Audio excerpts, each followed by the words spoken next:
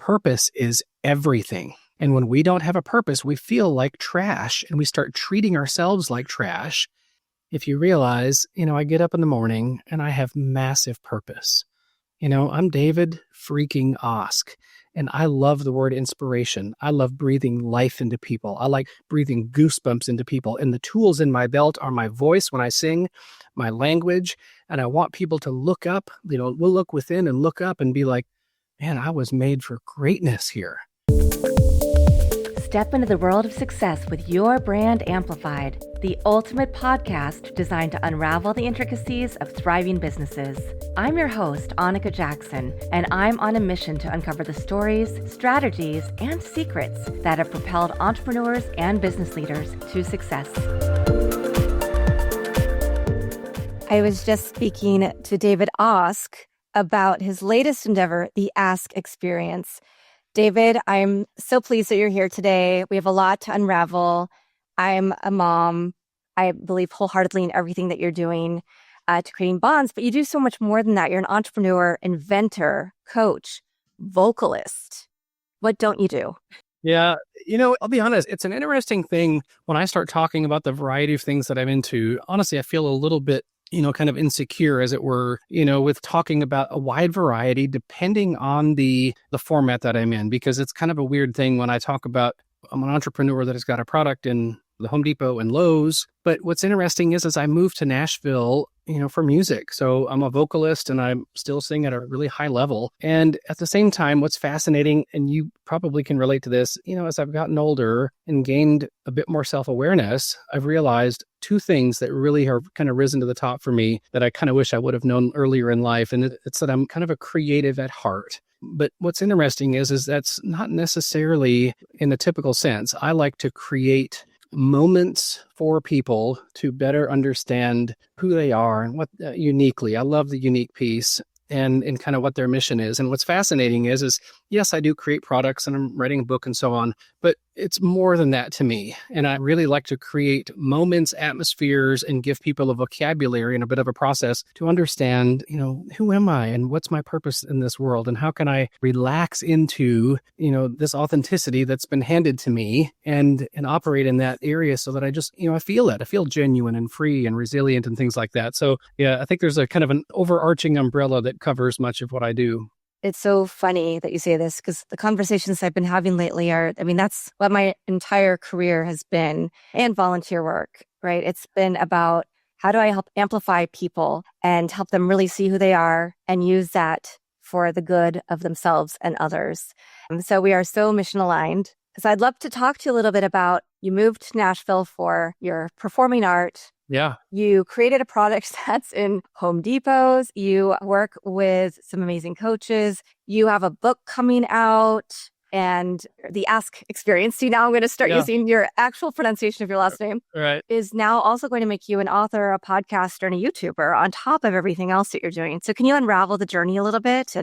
Yeah. So it sounds like, oh my gosh, how can he do all of this in one day? And well, you might imagine, right? There's some sprinklings of various things throughout my life. And of course, I'm so grateful to have had a product that has found some success, right? So Home Depot and Lowe's, about 3,700 stores, which, on a very practical level, gives me a bit of margin, in my time. So I feel like I have a bit of, not completely, but a little bit of passive income so that I can operate in some other areas. And I moved from Minnesota to Nashville, like a million other people, to do music. And I'm super grateful that I found some avenues to still operate in that area. In fact, a month ago, or I guess about 6 weeks ago, I launched my latest song, which is actually a cover by the band Journey. It's the famous, ballad called Open Arms. And I recorded that in English and Italian. And yeah, it's been really fun to get that out there and so on.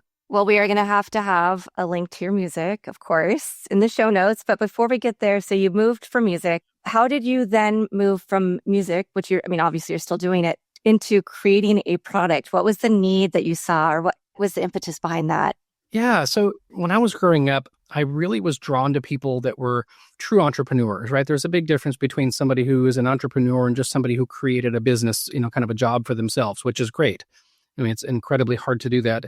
But I was always drawn to those personalities that kind of had multiple irons in the fire, and in fact, I think I grew up in kind of that Midwestern sensibility where entrepreneurs or quote unquote consultants were a bit mocked. It's like that's just a name for somebody who really doesn't have a job and doesn't know what they're doing. And at the same time, I ended up rubbing shoulders with some people who were incredibly successful, who had some margin in their time. They had 5 or 6 different revenue streams, as it were. But here's the funny thing. I didn't know what I didn't know. And I'm like, how do you do that? And so about 12 years ago, my brother-in-law called me one day and he said, and I was actually working for a large telecom chain doing facilities management for retail stores in 5 states. And it was an awesome opportunity, gave me some flexibility and so on. But he called me one day and he goes, David, where do I get a thermostat guard with a combination lock? He said, everybody keeps losing the key for the stat guard. And you've probably been in a restaurant or hotel or a church or an Airbnb or something like that where they have the box over the thermostat so you can't mess around with it. Well, guess what? Nobody made one with a combo lock. So he and I thought, well, what a neat opportunity, because I had been kind of looking for something that I could kind of sink my teeth into. And anyway, long story short, we went into business together. I ended up buying him out. And then, it took years to kind of get it going because I had no idea what I was doing, right? I was a vocal major who was doing some other things. And yeah, so it took, about 6 years to find some, well, I guess really turn a hobby into a business. And that's a long story there. I ended up, really surrounding myself with people that could help me and learning how to operate in kind of a modern sense, with that book, by the way, Who Not How, really had a big impact on me and just started to think differently about what's possible and finding the right people to sit in the right seat on the bus. And it's amazing what you can do. Yeah. That's so fantastic. It is all about the right people. People that come into your life at a certain point can change your entire trajectory. And it's interesting. I started this podcast about 6 years ago, and it was a hobby. And then I realized, oh, this is actually a business, and now it's going to be a full-time business. And so it can take time, but when you put intention behind it, and then you find the right people to give you the right encouragement and right advice to figure out, okay, how would I leave a full-time job to do this full-time? Because this is something I really am passionate about and love, and also still be able to teach and do a few other things that I love to do. So the fact that your product gave the ability, after you poured so much time, heart and soul into it, that it gives you the ability to take a little step back and say, what is it that really fulfills me? And what do I want to do next? And how do I want to serve the world? Absolutely. Yeah, you kind of nailed it. And it's amazing, right? We're not linear. There's not just one thing. And at the same time, there's not 100 things. Right. It's kind of fascinating when you dive into a bit of self-awareness and you start, I met a psychologist who's in my mastermind group who started asking me a lot of great questions and just started helping me build self-awareness, as well as some people that I'll just kind of get a little bit personal, people who loved me, like other colleagues who said, David, I see this in you. It's good. Like, go for it. And validated those things that I kind of wanted to believe about myself. Because guess what? You don't create an identity, or how about this? You don't discover your identity and label it, i.e. write it down, identify those things, and act in accordance with those things by yourself. You have to have other people, especially when you're growing up. We talk about raising children. What does that really mean? It's causing them to rise inside of their uniqueness. Like, one of the worst things you could possibly tell a younger person is, why can't you be like your older brother or something like that? You want them to identify all the powerful, precious, beautiful things that are written in their soul and act in accordance with that. That's where we get the word authenticity from. We are authored, we get a sense of authenticity. And when you operate in alignment with that, you feel genuine, you feel natural and authentic. And really it gives you a sense of authority in your life, as opposed to winging it and licking your finger every morning and trying to figure out which way the wind is blowing. Yeah. And I feel like when we are, we have a little more life experience, that it's easier to live in that authentic place, right? An authoritative place, but it's something that younger people still need. And so I know that's part of the work that you do as well. So I'd love for you to talk a little bit about that. I do it through teaching grad school primarily. Yeah, and that has been a life changer for me. And it's something I cherish and I love seeing the sparks, and I love speaking to my students outside of class and helping them on their journeys. I also have a daughter who is a rising senior. Nice. So and we're going through that whole process of where she's going to go to university. What does that look like, right? Because I need to have the ability to make plans, but I can't do that until I know that she's set on her path. Yeah. My son, by the way, is second year in college, and my daughter, next week on Thursday, we take her to college for the first time, and we'll be empty nesters here in just a couple of weeks. It's pretty wild. But yeah, I love that. I love your heart for your students there. And yeah, so I appreciate you kind of asking that question and, allowing me to shine a spotlight on some of my stuff here. So as you mentioned earlier, I'm writing a book. My niche, right now, I'm just really passionate about men. And I'm writing a book for fathers and sons. I might do a book for fathers and daughters later, but right now I feel like so many men, and I suffered with this too. You start launching into the world and you think that you have to generate an identity, right? You have to become someone, or at least not be a nobody that the world would find, that the world would applaud, that kind of thing, or at least you're not going to embarrass yourself and be a failure, blah, blah, blah. And what I think is fascinating is it's so much, the ideal anyway is just so much more beautiful and powerful than that. When kids are growing up, we were meant to be raised. We were meant to have our mom and dad, come alongside of us and, show us how to live and to ask great questions and to navigate obstacles and to start seeing those beautiful and wonderful things that have been woven into our children's hearts and minds, and to start, drawing those things out and naming those things and validating those things and help galvanizing the things that are so unique about our children. And of course, those of us who have kids or been a sibling for that matter, we know full well we're very early, we're very hardwired. And you come out of the gate within just a few weeks and months, of course, and you can tell how your children, their little spirit is so different. It's just wonderful. And what makes them laugh or cry or giggle or, their little tendencies are just so unique. And I think that, those things just need to be, called out and named and validated from a really early age. And it's amazing when you start to identify, literally tell somebody, hey, I see this in you and it's really, really good.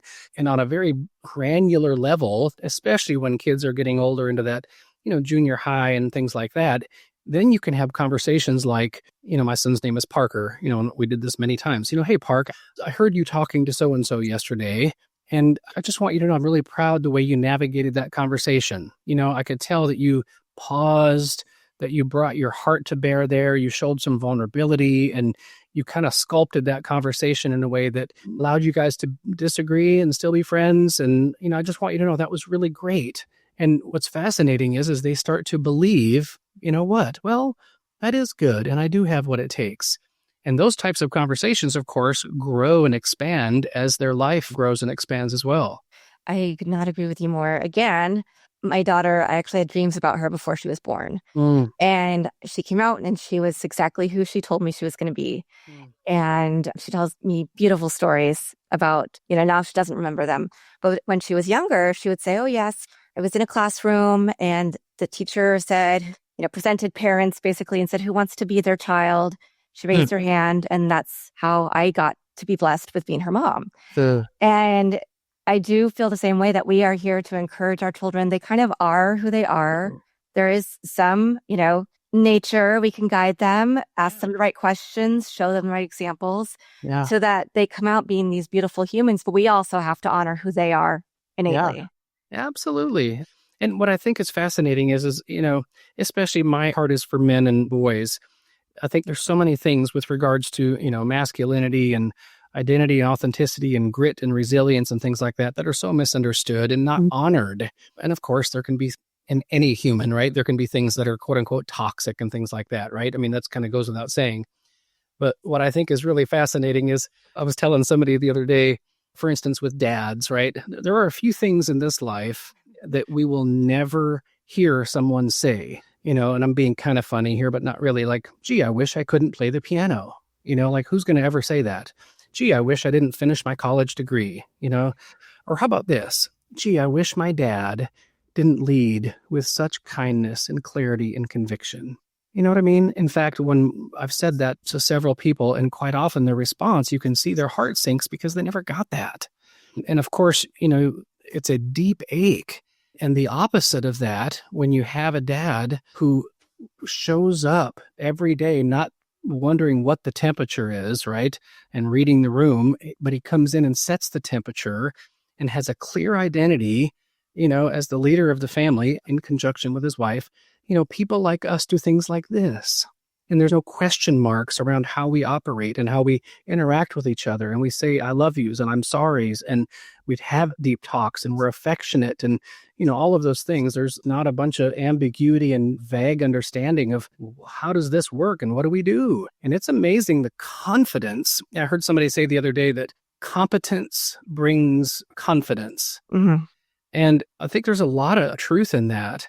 And at the same time, I think there's some other things that play rather closely to that, which is love, which is psychological safety or psychological trust, my buddy Dr. Andy Garrett says, and things like that. It's a humility, like what if dad showed up when his son was, had an obstacle of some sort. And he said, instead of just trying to put out the fire and that kind of stuff, was like, son, I don't know. But guess what? I'm not going anywhere and we're going to do this together, because that's much of life. And I've seen the opposite in action, where a son is pushed to be a producer, to be number one, to read business books when they're young, right? And doesn't get that same kind of love, affection, reflection, and time where you want to sit and ask questions and have that kind of relationship. And I've seen how that can turn little boys into men who don't know how to have emotional relationships, to stay away from them, who might not have large friend groups, on and on and on and on. They might have a lot of success monetarily, but that's not, at the end of the day, we know that you can't take it with you. And I actually spoke to another guest a couple of weeks ago who was on that same path. He lives in Los Angeles, has a men's group, but is men who can, yes, it's business, but it's also personal. Yeah. It's also, this person can help you out, whether it's an issue that has to do with how to do something, this certain function to make your business even better, or I'm having trouble in my personal relationship.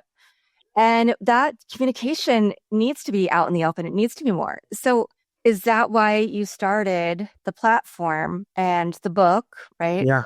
And I'll ask that first for Guardians of Grit, but then I want to also ask, because you do work, right, with Dr. Andy Garrett, and he has True North Culture Program. So I want to know, and you're a coach in that program, I believe. So I am, Did one lead to the other, to you going, I love this, but I really see a different, like, this is my path, this is my niche? I'll explain it this way, and I think it'll make sense. So Dr. Andy calls his mission really the True North Culture, or True North Radical Resilience. He kind of uses a couple of different terms there, but I'll explain it this way, and I'm kind of stealing from him, but he says the difference between true north and magnetic north. For instance, you've got a compass, right? You're walking through the woods or whatever, it's reading the magnetic field and so on, and it's kind of trying to find north, as it were. And it might hit north every, half a second. It's kind of, bouncing back and forth. Well, we do that, especially when we're younger. Mm-hmm. But even if you've never gone through the process of self-actualizing, we do the same thing when we walk into a room, right? Unless you really understand on a very granular level, who am I and what's my purpose? And you don't have that big question mark. But most people, I dare say 90% of everybody, they walk into a room reading the room. They're literally wondering, what's my role here? Where am I going to get the most applause or the less, funny looks, or, whatever it might be. They want to increase pleasure or comfort or whatever that might be, positive feelings, and decrease negative feelings. Whereas somebody who really understands true north is what? It's a set of coordinates.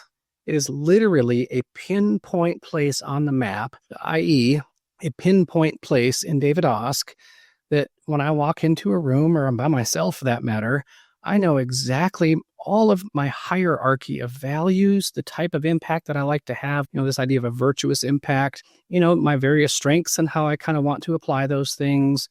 I know what breaks my heart. I know what gives me goosebumps. I know what lights me up, that kind of stuff. And how about this? We all know certain people in our lives, in our past, right? There's something different about certain people. They walk into the room and the room all of a sudden gets more joyful and safe and wise and playful, for that matter.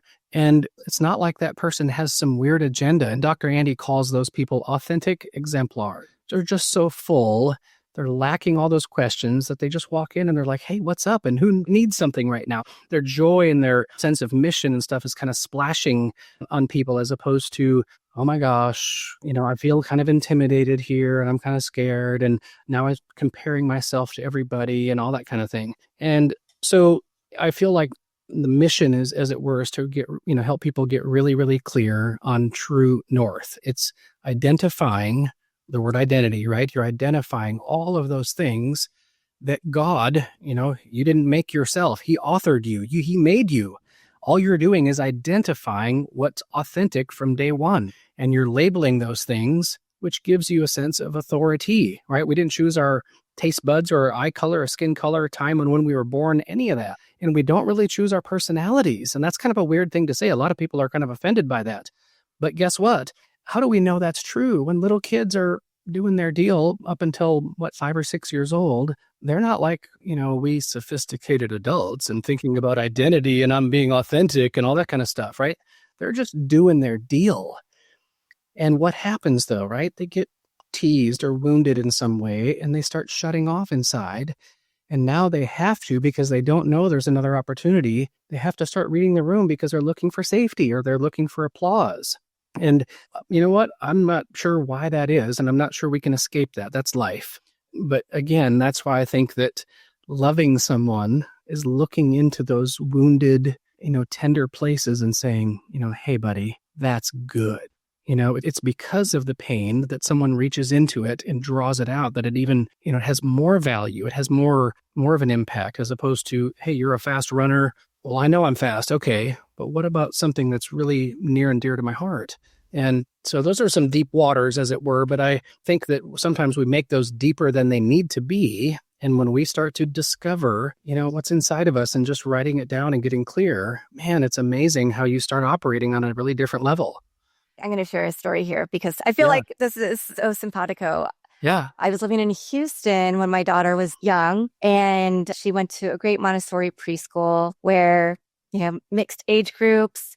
And they would say, well, she doesn't talk a lot. She observes. But then if we're asking somebody a question, they can't quite get it, she'll just look over and say what it is and then go back to whatever she was doing. But then when we took her to, we looked at public schools, we looked at private schools. The private schools, you have to do some tests and things.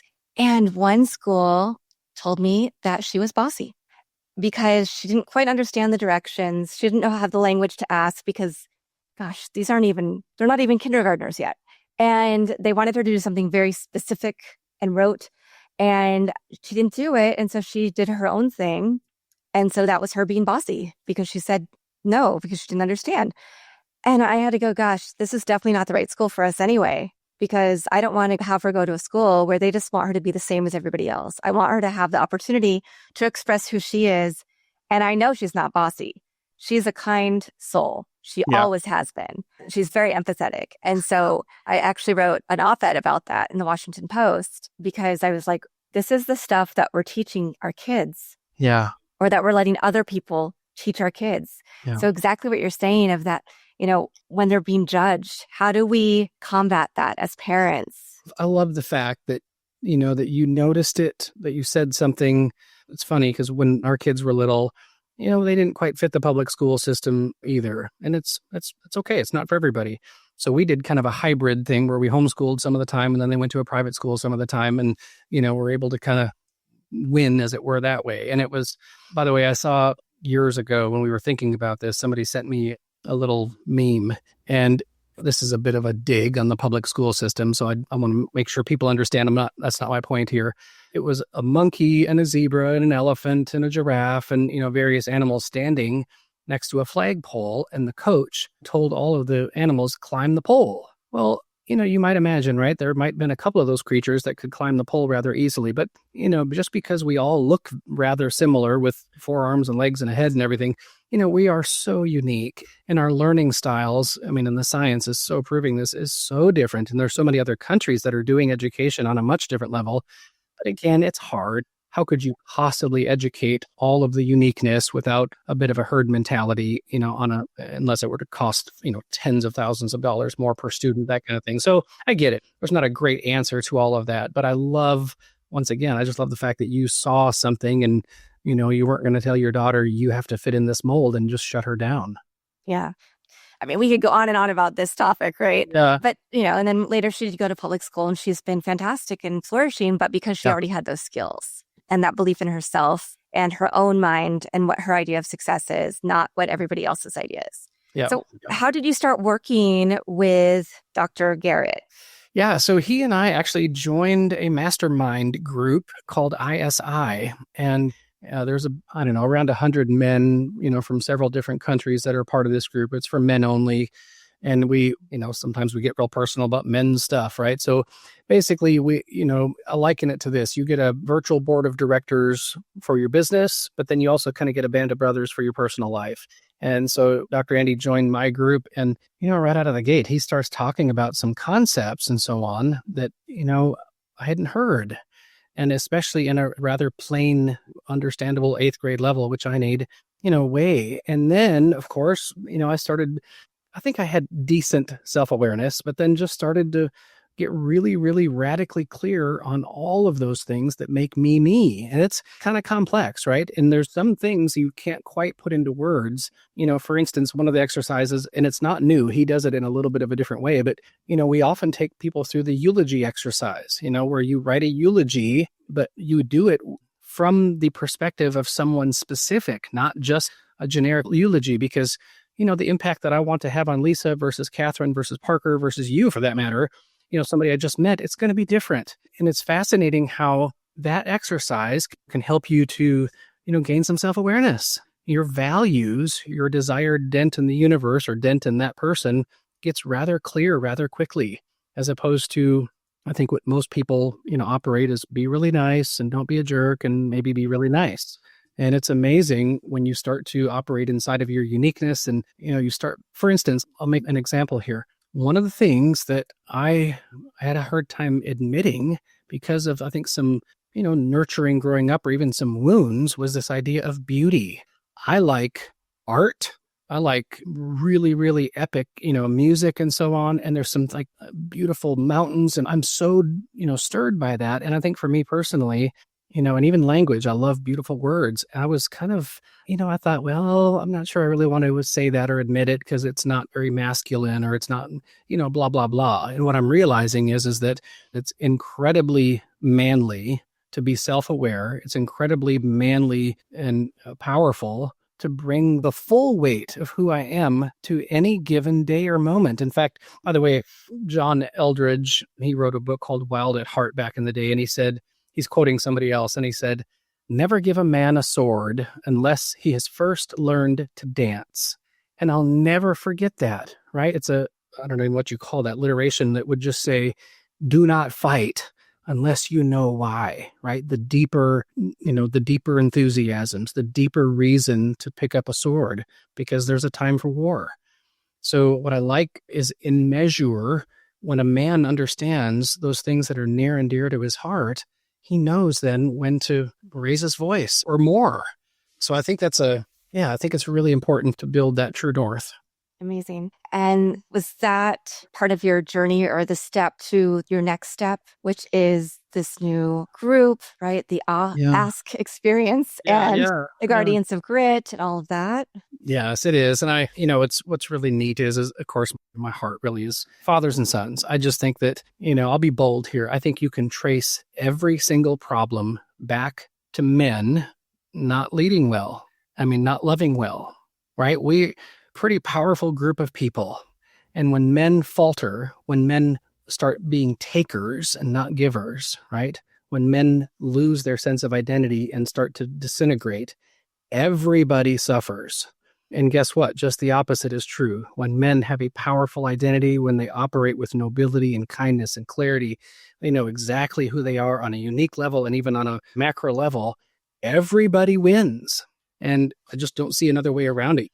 Everything from, prostitution to pornography to financial ruin. It's like, man, when men decide to walk away, when they give up, when they don't speak into chaos, when they don't bring order to chaos, when they don't know what they're fighting for, and they become takers, everybody loses. And just the opposite is true. So my heart is all about getting in it. to your point, the ask experience. Of course, my last name is Ask, but I'm really calling it the ask experience because I like the question, right, is what matters. It's asking people the right questions and the right progression so they can identify their authenticity and operate in absolute radical clarity. And then, i.e., what are they doing? They're removing those question marks. So when they get up in the morning, they know exactly who they are, what their mission is, what type of an impact they want to have, what type of a legacy they want to leave, as opposed to that big question mark that they feel that brings them to anxiety and depression and that everybody else feels around them. By the way, my favorite quote is by Benjamin Disraeli, former PM of England back in the 1800s. And he says, "The greatest good you can do for another is not to share with him your riches, but to reveal to him his own." And that's exactly, I feel like Dr. Andy just gave me some language and a set of tools, as it were, to do what I've been doing my whole life. I love holding up a mirror to people that I'm with and just saying, "Hey, do you see what I see? You are made of awesome. Let's you and I get the shovel out and start digging to identify the beauty that God has written all over you so that you can operate in alignment with that and feel it." It's the only way that you will find fulfillment in this life, is to identify that which has been written on your heart and act in alignment with it. Everything else is imposter syndrome. Yeah. Oh, gosh. David, we need more men like you talking about this, championing this, because we see in the world, right, toxic masculinity. We see a lot of people posturing. Maybe they need a different kind of validation because they didn't grow up getting the kind of validation and the kind of conversations that we're talking about here. Yeah. And how much richer would the world be? How much better, how much more peaceful if everybody who's a male, a son, a father, Yeah. etc., right, could go through what you're bringing to the world. Yeah, thank you for that. You can tell I'm pretty passionate about this. And I don't feel like I have I don't have all the answers, right? Nobody does. But I tell you what, the alternative, you mentioned that word toxic. Well, what is that really? It's insecurity, right? It's question marks. It's anxiety and depression coming out sideways because, I had a coffee with a friend of mine here about a year ago. We're sitting at Starbucks in Hendersonville, Tennessee here. And he was just really struggling to make a point. There was this napkin on the table that was, we wiped up some old coffee and, sugar grounds and probably some COVID and everything else, right? And I asked him, I said, "What's this what is this?" And I pointed at it. I didn't say the word napkin. I said, "What is this?" And he said, "It's a napkin." I'm like, "Well, no, it used to be, but it's soaking wet, and it has transferred or become something else. It's become trash. It's not a negative thing. It served its purpose, and now it should be thrown in the trash because it is trash." Well, guess what? I'll just say this for men because I'm a man, but when men feel like they don't have a purpose, purpose is everything. And when we don't have a purpose, we feel like trash and we start treating ourselves like trash, and everybody else around us, all of that starts splashing out. But guess what? If you realize, I get up in the morning and I have massive purpose. I'm David freaking Osk, and I love the word inspiration. I love breathing life into people. I like breathing goosebumps into people. And the tools in my belt are my voice when I sing, my language, and I want people to look up. We'll look within and look up and be like, "Man, I was made for greatness here." And it's amazing that, that's not just some fancy language that David has to be, spouting off on a podcast. You know what I mean? It's absolutely real. When men anchor to that, they change the world. They change the world. And when they don't, the world changes them. Yeah. And I have so many other things, so many different tentacles we can go down. We need to do this again sometime. But we will definitely have to do this once your book is released. I'd love thank to, you. Talk about it then and what your journey is looking like at that point, because we're ever evolving. But David, you already gave me a great quote. You've already given us great advice to think about what's the place that you want us to direct people to, because there's so many places with your rich life. Well, thank you. And I appreciate you kind of having me on rather even prematurely to some degree, right? We decided to shift gears with the Ask Experience. I'll be launching that soon. So, we have the askexperience.com, and we're going to be launching the YouTube channel and everything else. So just keep, put a pin in that. But right now, if you just go to davidoskmusic.com, I think my cell phone is on there. I mean, if you want to get a hold of me, and if I can help you in some way, I'll do my best. And of course, if you want to check out some music that'll give you goosebumps, I'm on iTunes and all the Spotify and Amazing. various. So yeah, thank you. Okay. Gonna push that download button, that follow button as soon as we're off. Thank you so much. This has been a really great conversation. What a great way to this is my last meeting of the day. What a great way to end the day and to be inspired into tomorrow.